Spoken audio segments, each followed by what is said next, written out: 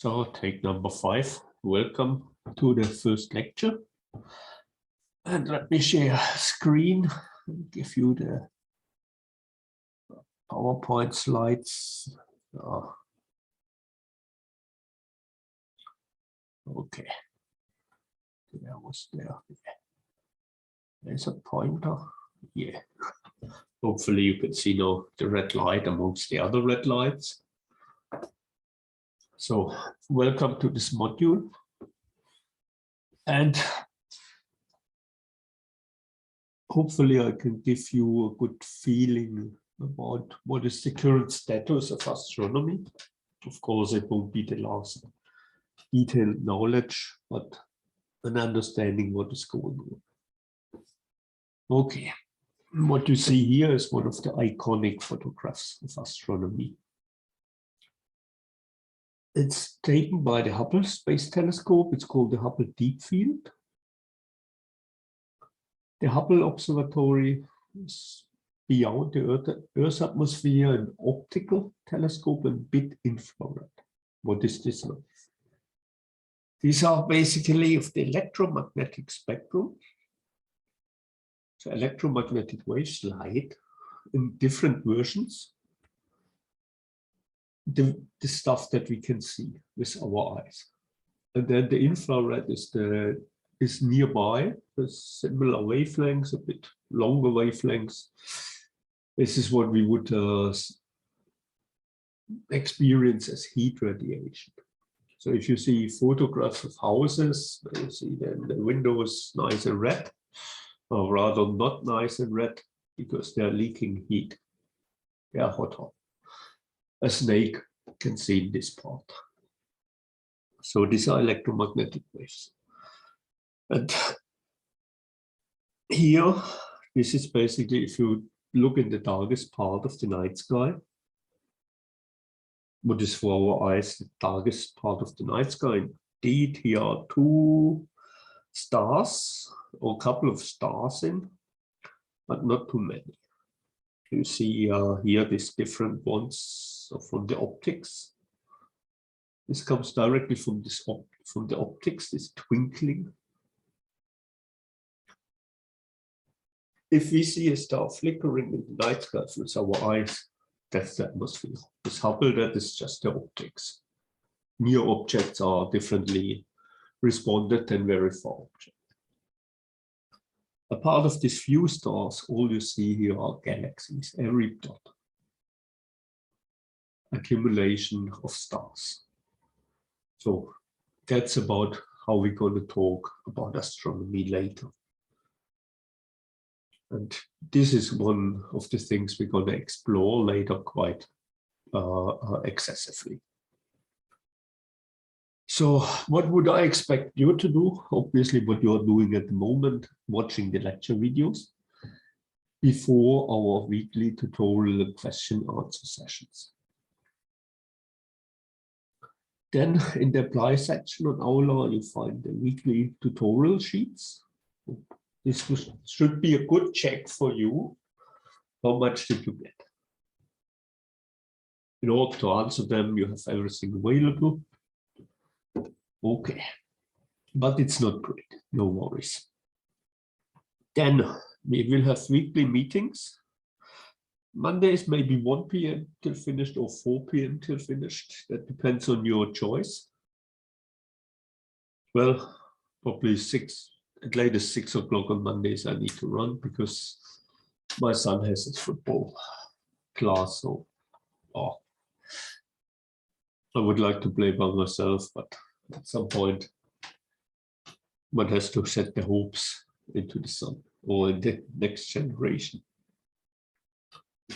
Okay, in these meetings we'll rehearse the tutorial questions, or we will go over them. Then it's your chance to ask questions outside of Aula. You can also always post them in the community in Aula, like their feed. In fact, I strongly encourage you to do this. So then do the weekly, and then when they're finished, I will open for you the weekly class test on my UWS. Sorry, but Aula wasn't so far able to implement these quizzes as multiple choice on its platform. Okay, so that will be these weekly quizzes. The first 2 weeks are basically to get you used to. Starting from week 3, they will all up to week 12. This will be 10. These are 10 tests. They will count to the final grade. That means if you miss one week, it's about 5% of your final grade. But at the end, we will have one session where I open them for you if you had a good excuse. So in total, 50% of the mark. One pillar of the coursework. In general, you need to have in the coursework in total 40%. That means if you have here 30%, you should get in the other pillar 50%. If you're 29%, you will do this again. But I wonder if you would have only 29% multiple choice test. Each of them has 4 answers. One of them is okay, the others are. So you have already 25% just by chance. So the other 50% are given out for these 2 written individual assignments, where you find more information about in this PDF file, in Aula, in the welcome section. About the style, the outlet, the marking schedule that I will use, such kind of stuff. And the first one will be about an observatory, which you are free to choose. But you should follow this bit of scientific style, as outlined in this information PDF. And the second one, due middle of March, about an astronomical object or parameter. Okay, so for more practical info, see this PDF. If you have the questions, please ask me. You're always free to ask. So how about the outline of this module? What are you going to learn roughly about? Well, today we start with an intro, so a bit few definitions about patterns that we have or observe in the night sky, typical scales, length scales, time scales, well, not so much, but length scale at the moment. Then next, or the next couple of weeks, how to observe the objects and processes that are going on outside our Earth's atmosphere. So basically observatories. What are the principles? Why do we build these large lenses or mirrors and lenses? And nowadays, even other devices like laser interferometers. So basically big ears. Observatories are our eyes, or the classical observatories are some kind of eyes where we see light in all kinds of shades. And some, now with LIGO, we have the chance to listen to what is called gravitational waves. Okay, from there we will go to cosmology. How did it all start? How did the universe a bit evolve at the very beginning? And very important, what is called the cosmic microwave background, baby photograph of our universe, taken by the Kobe WMAP and later the Planck satellite in better and better details. Then we go about the formation of galaxies a bit, rather than this time rather than stars. Planetary system comes usually later, but it will be also included. And since they are the central objects, even what you see here is now a galaxy in the background, or even a couple of galaxies, and they consist of stars. Stars are the things that really shine, that bring light to the universe. But they are the central objects. And I will talk about stars' birth, life, and death. And then you will know, or you will be annoyed that a nuclear physicist is giving this module. You will see why. And what is the very important is the synthesis of chemical elements. At the beginning of time, after the Big Bang, there was a lot of hydrogen. There was a lot of helium, so very light elements. A bit of beryllium, lithium, maybe boron, but that was it. No carbon, no nitrogen, no oxygen, all the stuff that we need for life was not there. In fact, it was spread mostly in stars. So I'm going to talk a lot about this.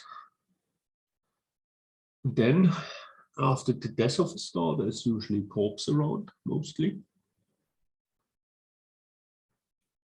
So the death of a star, supernova explosions, and then the exotic objects that result from them, black holes, neutron stars, pulsars, a special form of neutron stars, and all this kind of stuff that you hear about, but never really know what this really means. And also talk about the galaxies as accumulation of clusters of stars. But evolution shapes a bit before we return back to our solar system.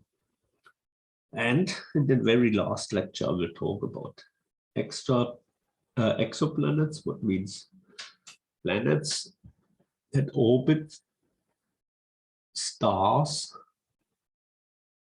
that are not our sun. So other stars, other suns, and planets around them, and how we search for them, and how we possibly even can now look whether there is life on them, even if it's just a very basic life.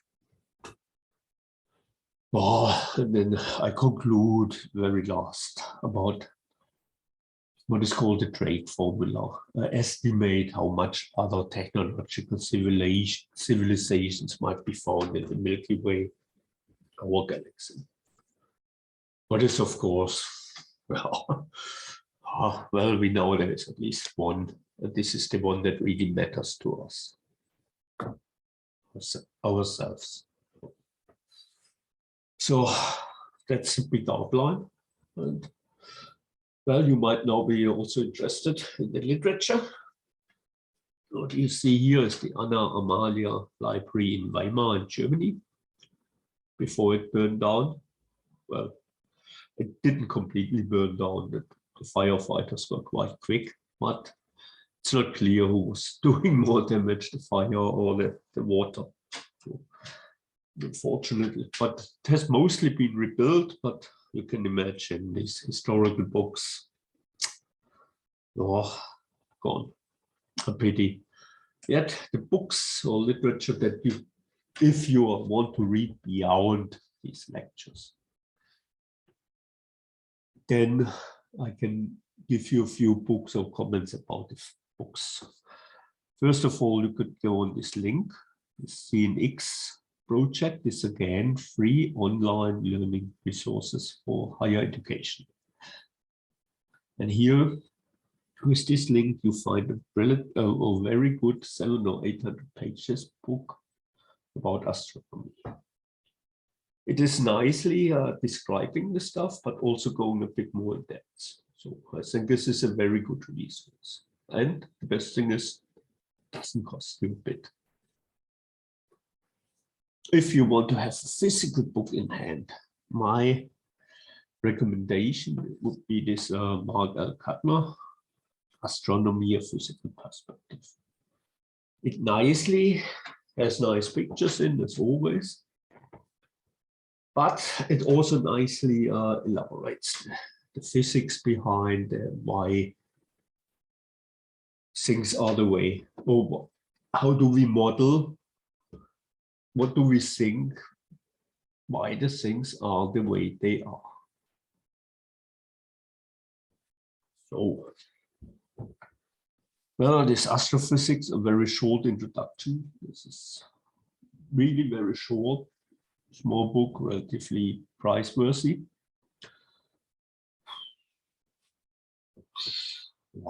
As I said, very likely you won't need a book for this module. It's rather, if you are personally interested, it's okay, but it's a bit shallow. An introduction to astronomy and astrophysics. This, if you want to have a bit more in-depth mathematical description, is an introduction to modern astrophysics. At the moment, I wouldn't be able to say what it is. I would have to check out this book and take it in the hand again. What is nicely made with a lot of pictures and a bit on the surface is this by this Pasachov and Filipenko. The latter one is often in this Yankee NASA videos. It's a bit one of the super annoying, super enthusiastic Yanks. It's my personal opinion, of course. The book is a bit shallow, but nice pictures. An introduction to astronomy and cosmology. Well, this is already a bit, maybe going too deep. What is also quite nice was this introductory astronomy, or introductory, sorry. More specialized stuff, well, nuclear reactions for astrophysics. So now you see why, oops, there's nuclear reactions, astrophysics. Or is this going together, the smallest and the biggest? Well, then the physics of stars and stellar evolution, but these are already too specified. So if you want to have a look into some hardcore stuff, cosmology by Steven Weinberg. Steven Weinberg was known to, or got the Nobel Prize for being one of the fathers of the standard model of elementary particles. But obviously he was a very, very broad, interested man. Yet it's hardcore. I would recommend you a course in differential geometry before reading this. And maybe also one in special relativity, which is the hard part of the theory of relativity. So these are a few recommendations, but don't feel pressure to buy anything, especially now with this nice online resources also available. So astronomy itself, what are we talking about? Well, the word astronomy is Greek origin, and it means basically the science of stars. And nowadays, well, everything needs to be well defined, and if you look in this Oxford dictionary, whatever, you find the definition, a science that deals with the material universe beyond the Earth's atmosphere. Okay, by the way, here in the background, you see now a picture of an object that we come back, or nebula that we will meet frequently in this course, which is the Crab Nebula. That inside is somewhere a neutron star, which is the dead body, or the corpse of a dead star. The Chinese have observed them on the 4th of July, supernova day, in 1054. There are loads of there was always a bit European bashing. Probably at 1054, what did we do there? The Normans invaded Britain. My ancestors probably were hanging around in the trees with the fur. the Chinese had already state-paid astronomers.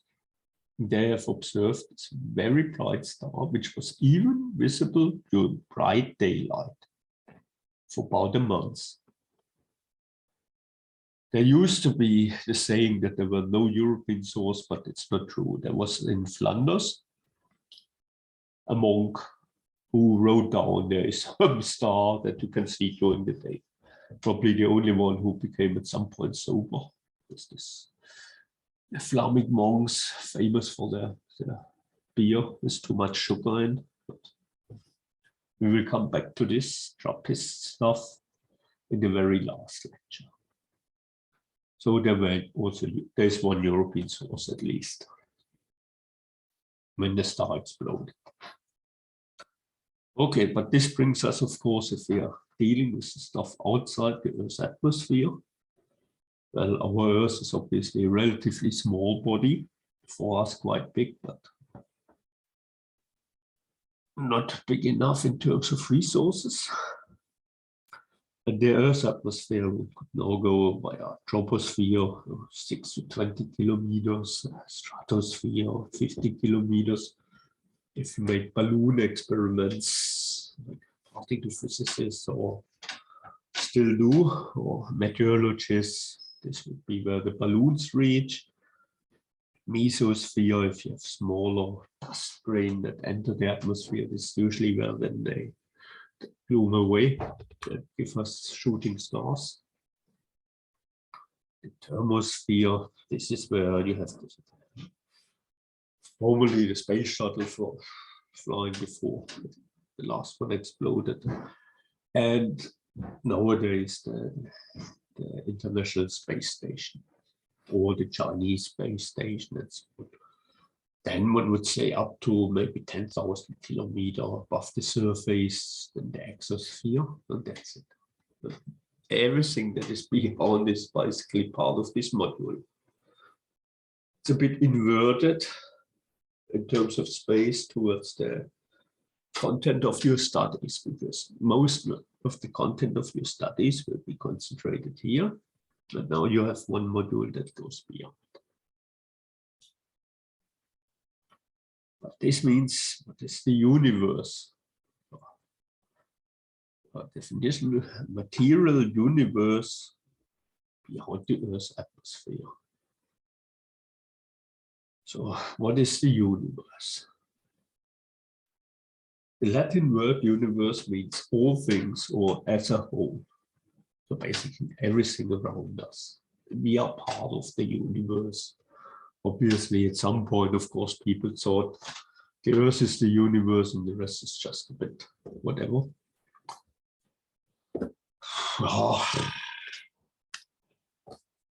Often astronomy courses start with this kind of stuff, but I think that's too boring. Here, this Greek guy saw that, whatever, and I assume that a certain knowledge of you, that you know that we are living on a planet, which is a sphere, which is part of a solar system and orbits or revolves around the star, which is our sun. And around us, our Earth, the moon, revolves around once a month. So these processes, I would say, this is common knowledge.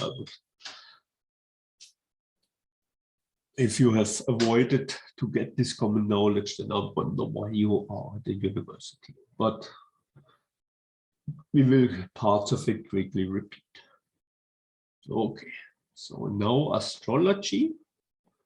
So there's a difference between astronomy and astrology. A few letters towards the end. Astro, star.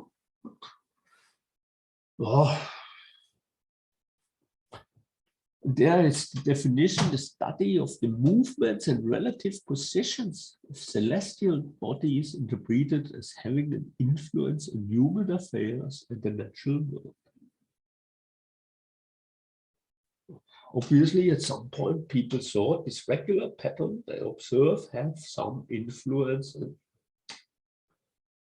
how is the constellation of planets in a given part of the night sky when you were born to have some influence that your life is predetermined. Well, I would classify such a thing like homeopathy not as an exact science. So astrology will be not part of the subject of this module and probably should not be taught at the university.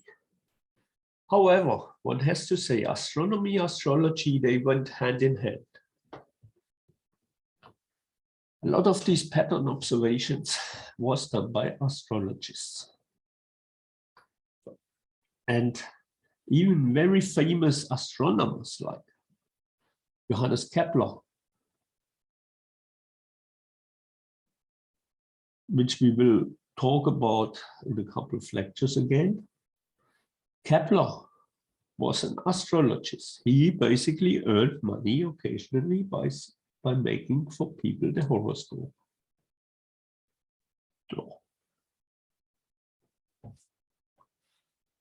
So obviously already back then, scientists weren't paid enough.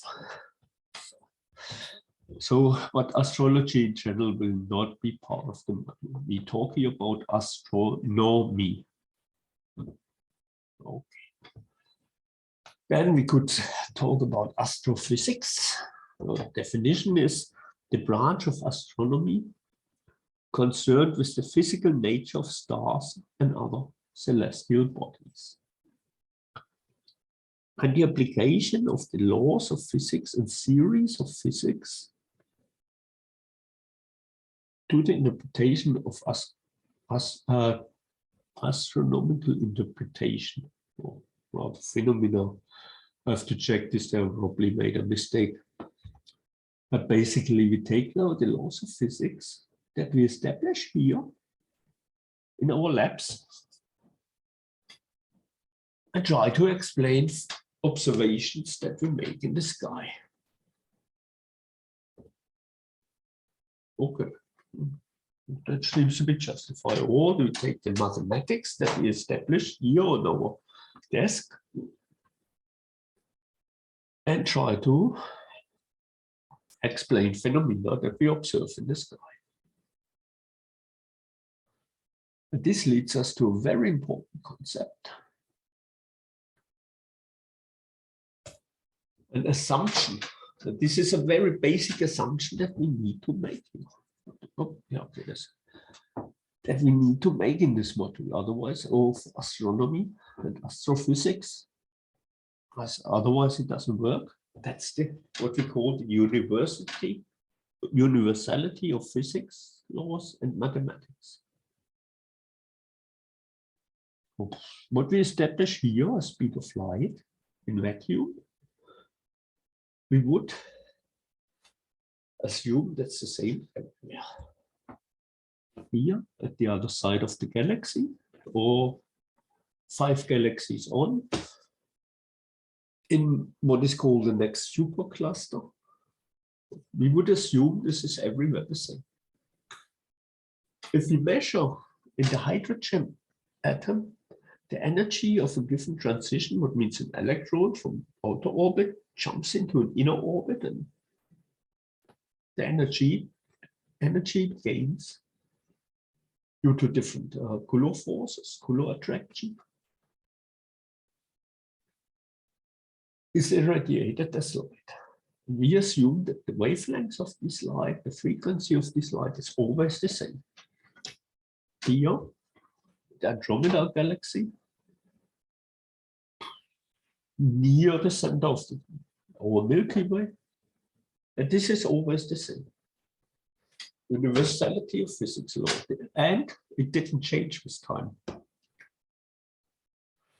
So these are basic assumptions, and we have to well, usually if theoretical physicists sits down, takes math, establish a physics law, predict something, a new particle in particle physics, Higgs boson, for example. Mr. Higgs walks to work and has this idea, and It's similar at the same time. Tom Englert in Belgium has the same idea. They work out for particle that must be there to give the other particles their mass. Okay, you have it. But then you need at least usually 2 experimental verification of it.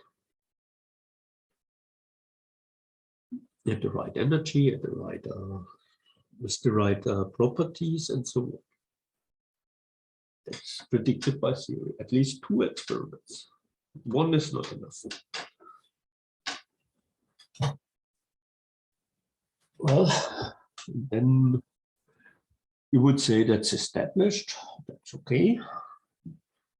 So discovery experiment and verification experiment.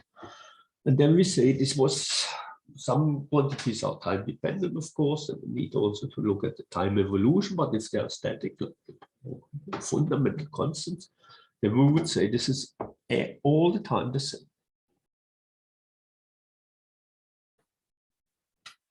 Of course, this is something we need to, it is not for sure. So universality of physics law and mathematics is a basic assumption we need to make. We don't have a chance to fly to Andromeda and do their over experiment again.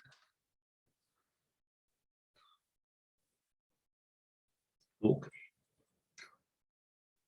So the second assumption is the universality of fundamental constants. So speed of light in vacuum, that it's constant.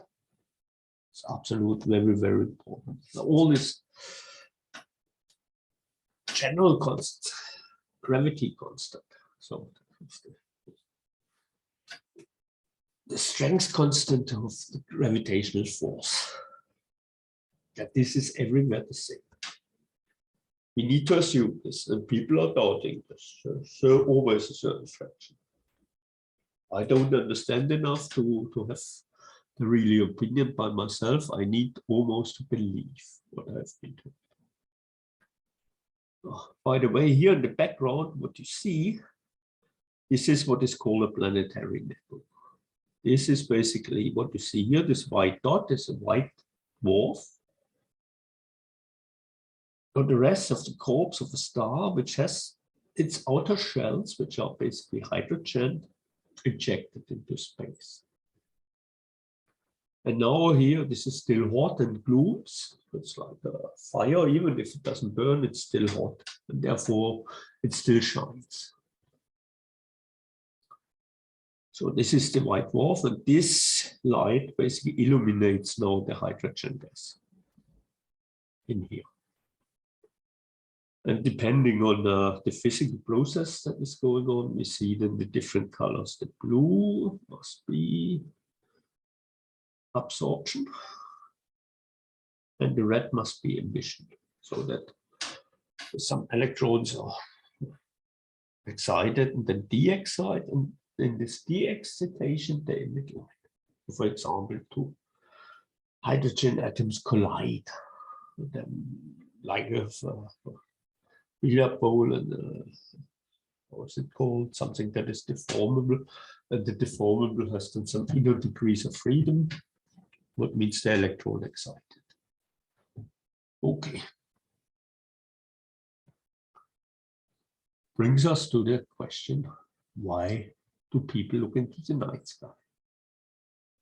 Well, think back a couple of 100 years where everybody had to work during the day. Otherwise, there was not enough to eat on the table the next day, if there was a table at all. And then you have guys that don't sleep. Obviously, their productivity is probably lower during the day. Also, you didn't have any light. So how to keep you busy? You can drink for certain. Well, if you do it every day, a bit critical, but how to keep you entertained? So people were probably watching in the night sky. But your fellow guys, especially the guys that go to bed at 9 o'clock every day, get up at 5 o'clock to work then the entire day, you weren't so popular, spending all night there looking into in the sky. What might be the reasons? Well, psychologists is simple. He might ask, is there anybody out there? Or are you alone? A philosopher would ask, where's our place in all of this? Well, a physicist, I would ask, are there patterns or structures in time as well as in space? What's the nature of these lights? Why do they shine?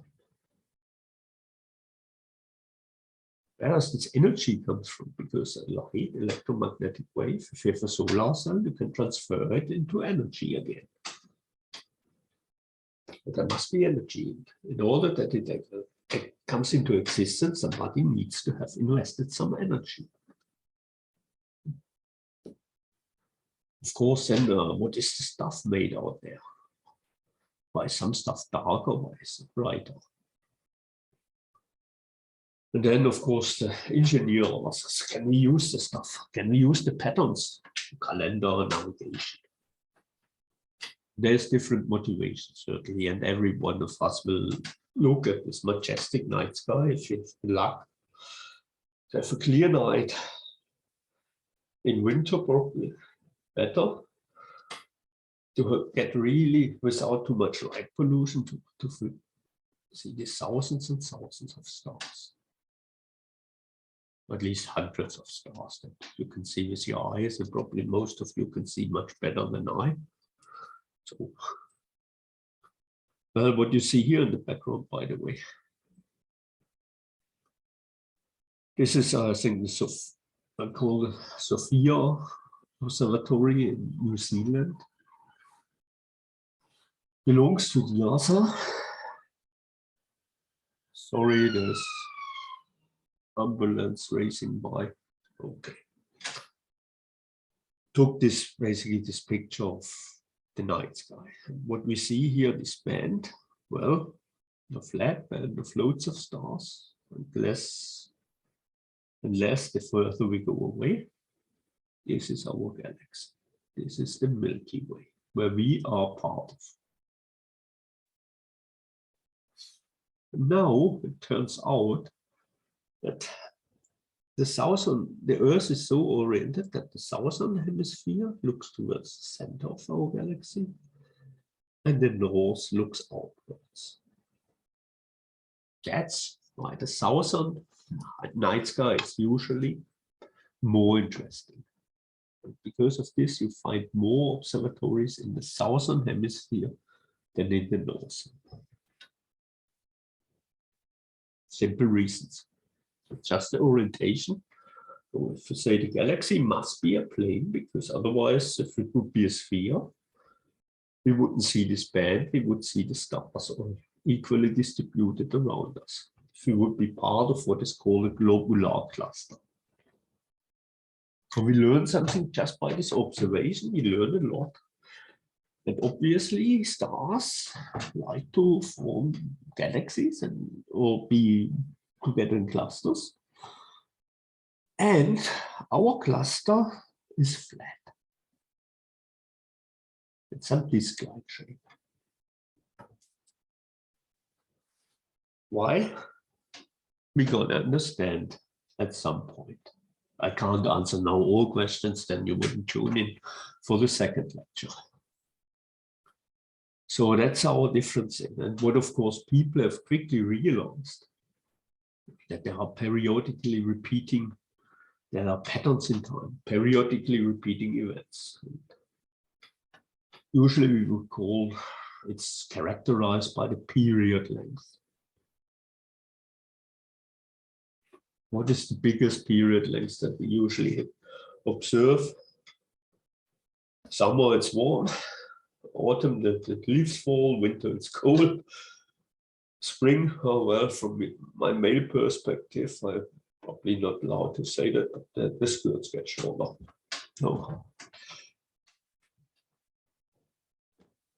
And this is repeating around every 365 days at the moment. So we also have a day-night event. For a couple of hours it's bright, for a couple of hours it's dark, day. Then if we take another observation, see, look at the moon. We have this companion that is very visible, occasionally even during daylight. You see, and then you see sometimes it's a circle, but sometimes it's just this basically a stripe, a bent stripe. Well, we have this repeated pattern. Then we can say the frequency, how often is something happening in a given time interval. Frequency, that would be the number of repetitions per time that we measure, or it's just the inverse of this period. Well, these are the patterns in time. Well, we already talked about the seasons. Well, the seasons have a simple reason. The Earth is twisted. The Earth's rotation. The Earth rotates around an intrinsic axis once every at the moment every about 24 hours.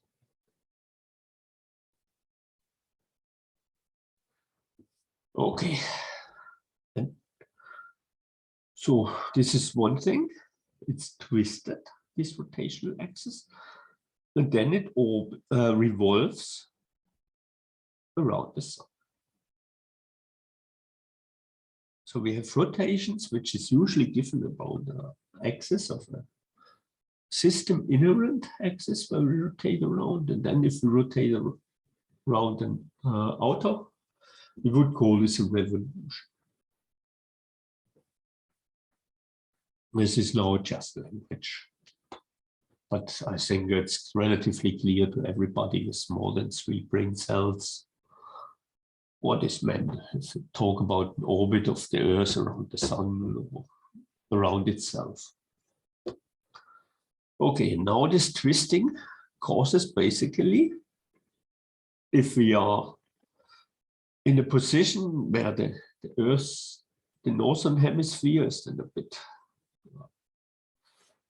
the twisted axis is going away. Well, what happens is basically if you stand in front of the goal as a striker, you have the ball. If you stand directly in front of the goal is wide. Then you take the ball and go a few meters on. And the projection of this goal, that is obviously still the same, towards your point of view, gets narrower, narrower, and narrower. So what's happening is that the effective area is getting twisted, and therefore the effective area gets smaller, while the flux of light is the same. The flux per area is reducing because of this twist.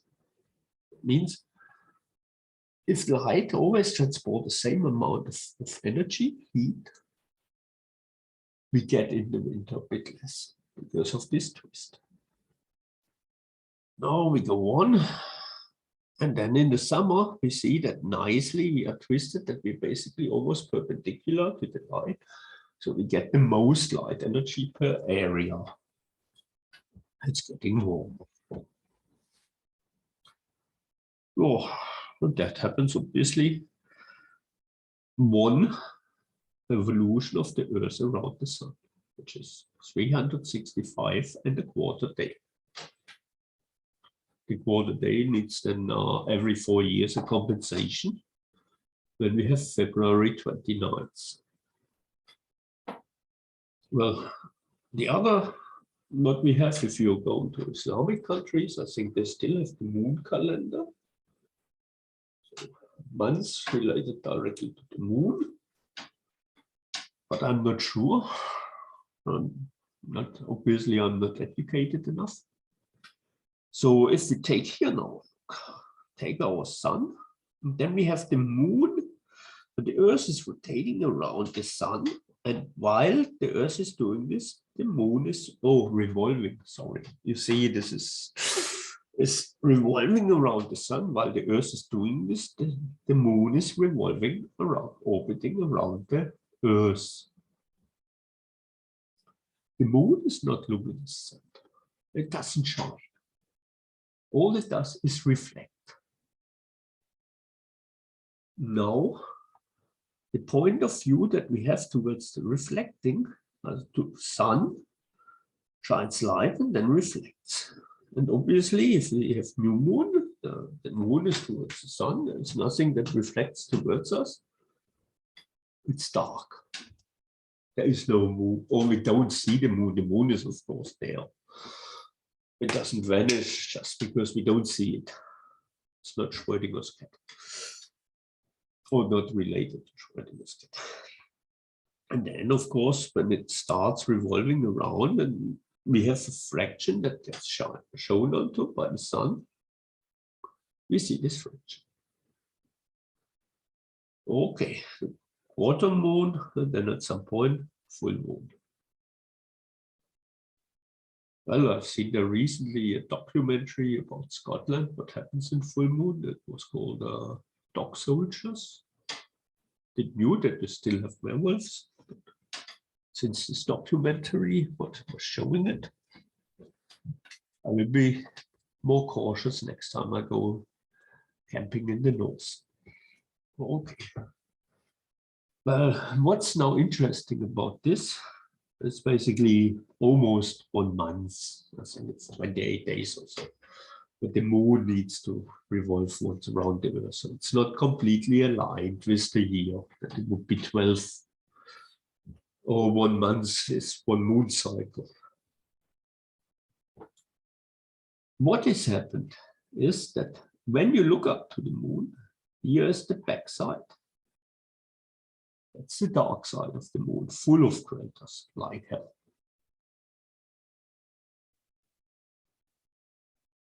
If you look up to the moon, you will always see this here with this big lava or cold magma plates that we call the moon seas. People thought these are the seas, the oceans of the moon. But it was just magma eruptions in the very young moon. And you see here less craters. And what is now the case?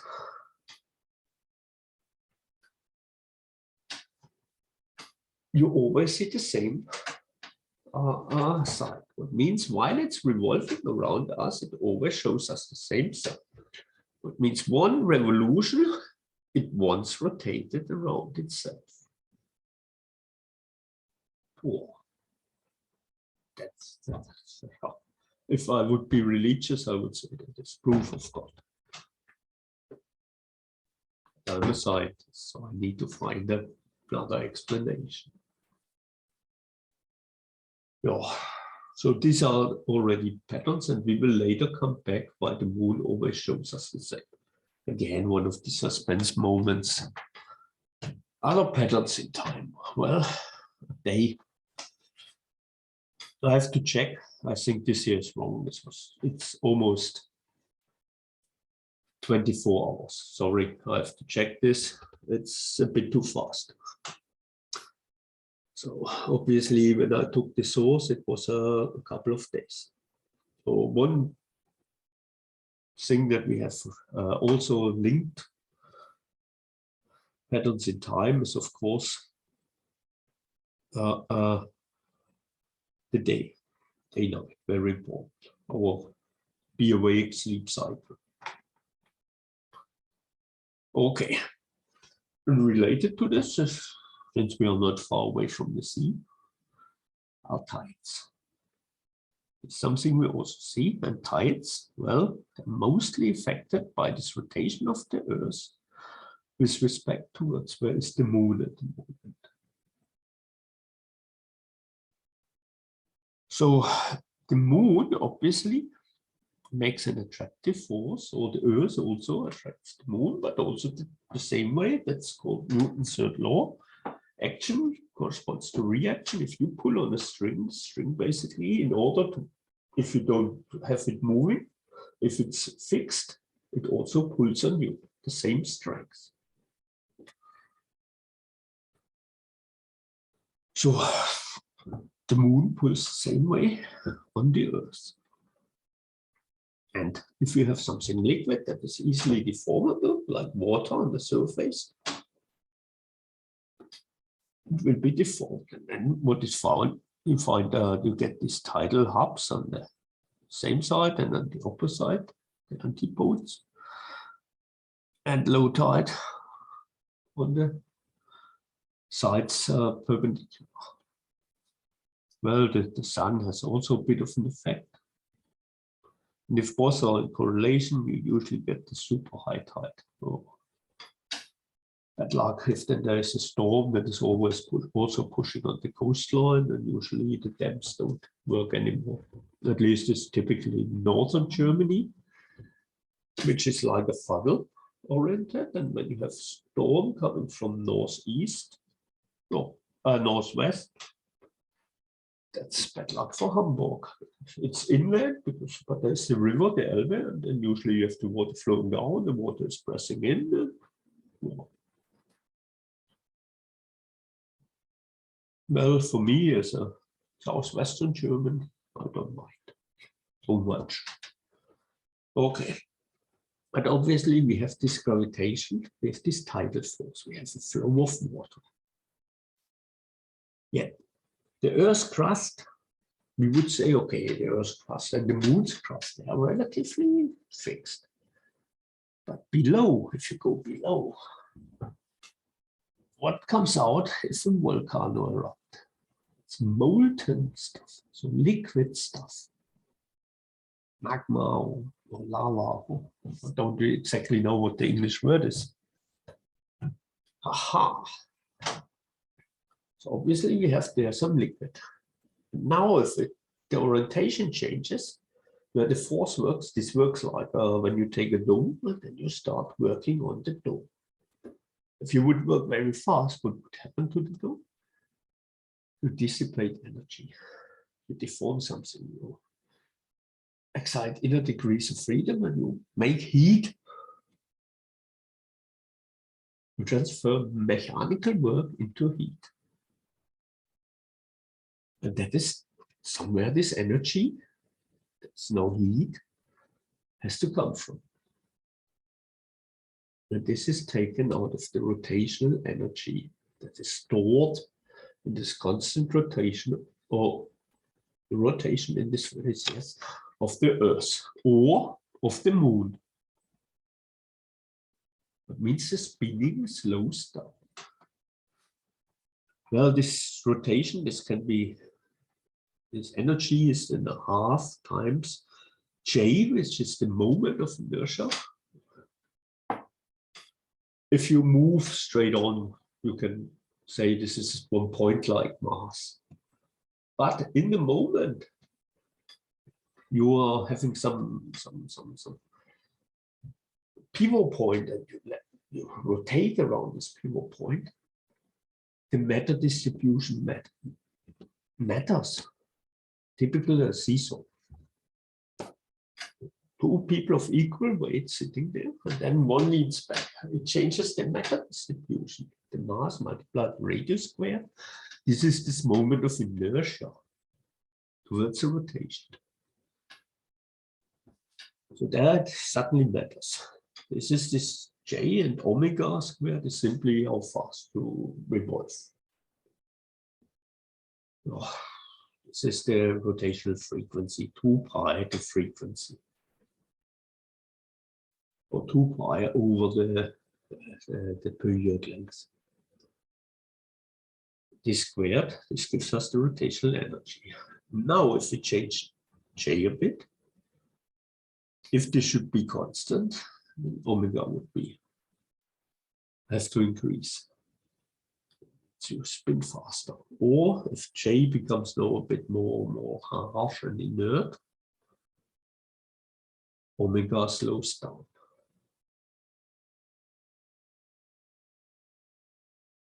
Slowing down, what means, oops. Previously, the Earth was spinning faster. Oops.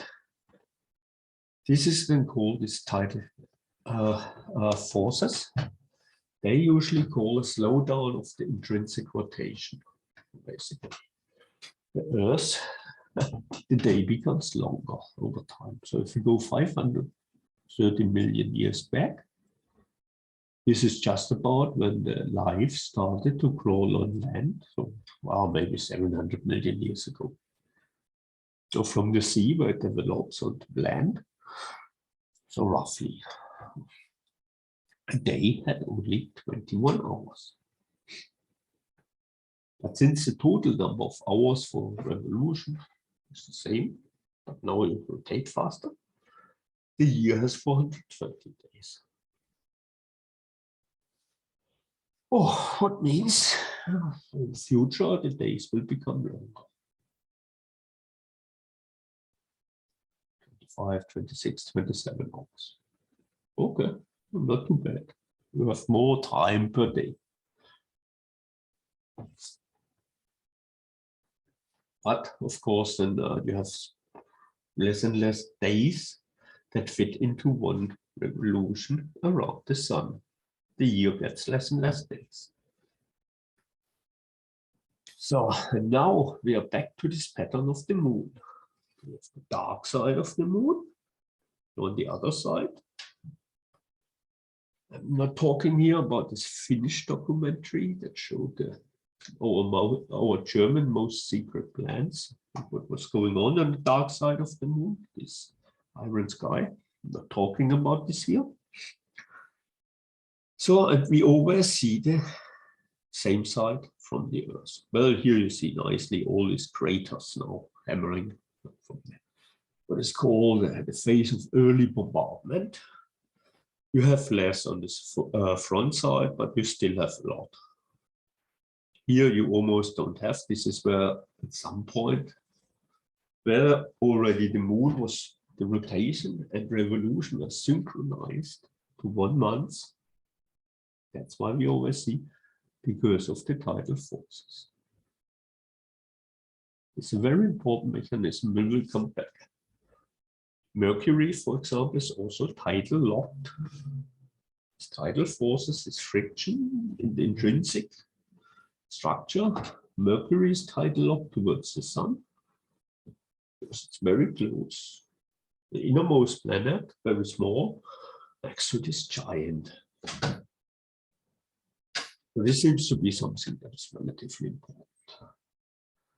So synchronization of rotation and revolution.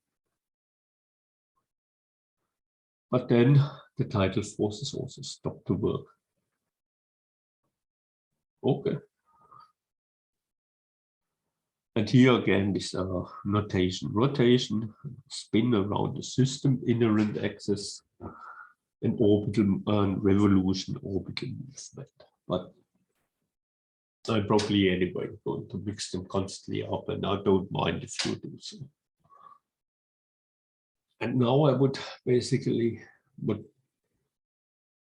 the people obviously started looking in the night sky, having seen these patterns, and they started to use it because they realized also things like this particular day of the year, this is where the sun starts rising. By the way, this is now a couple of thousand years ago. So even this 2 million years ago, when our ancestors were leaving the trees and stepped out into the savannah or somewhere in Africa.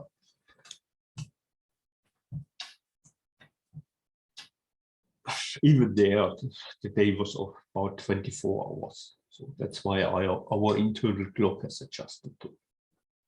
But also the last couple of thousand years, the changes were not so big that we still can conclude from today what has been mostly going up there in these patterns. A couple of thousand years ago, when people were starting to build first observatories like Stonehenge. Well, you have always the same day in the summer solstice, 20th of June, I think.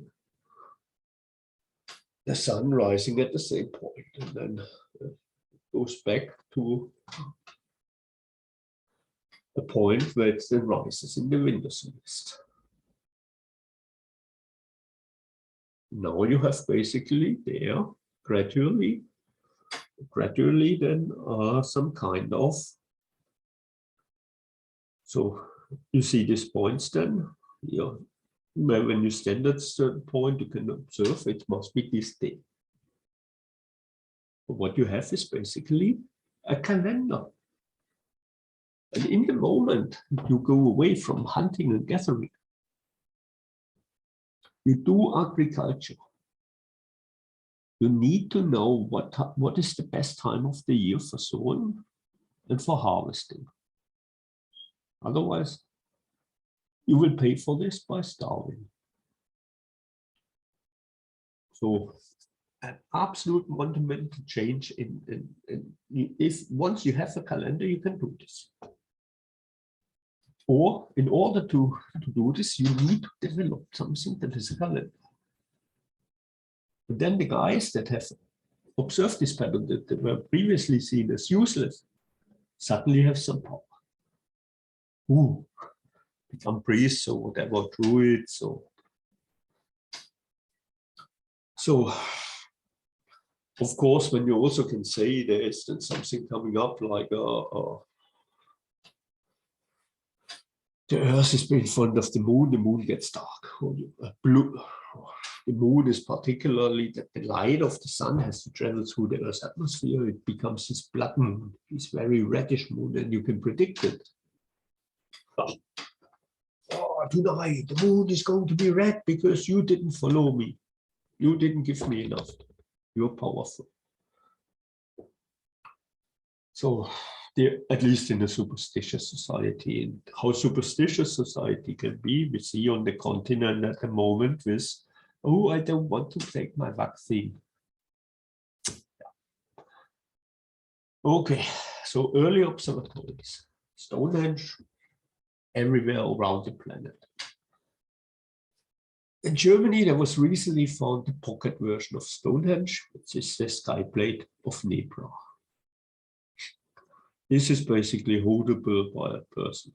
These whole handles came later, but this here, what we see here might be the Pleiades. It was found around here. And then we have in the landscape two landmarks, the Kyphois and the Brocken, which are in German mythology important mountains, but they're obviously nice to see. And if you stood there at a given time of the year, adjusted this with the Pleiades, you knew what time of the year it's. You can say tomorrow is time for sowing.